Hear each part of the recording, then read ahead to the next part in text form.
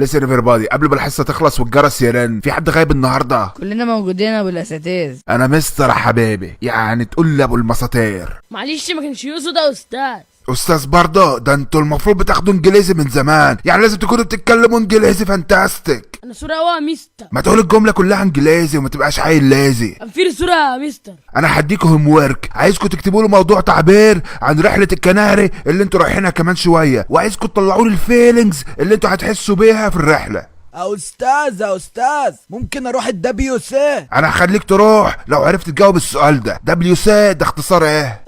يعني ويلكم كاكا. ويلكم كاكا؟ انا غلطان اني سالت عيل مقرف زيك. اخلص يلا روح الحمام قبل ما تزروط لنا المكان. حاضر، ده فسوه وهاجي على طول يا استاذ. يا ابو فسوه. يلا بينا يا ولاد على الرحله.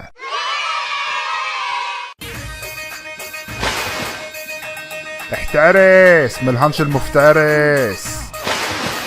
هوب.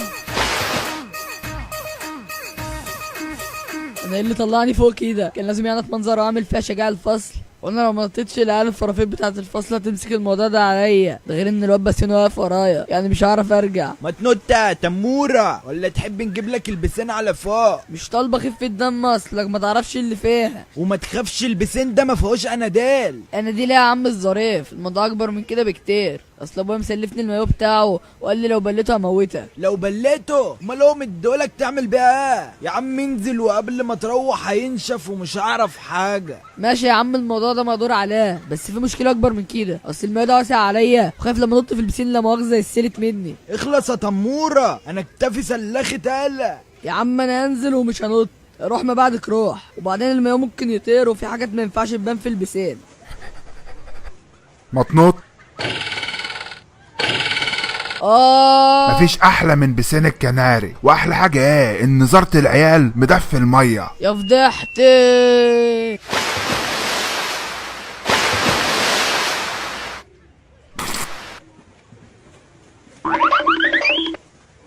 هو المياه شفاف ولا انا خدت ضربة شمس؟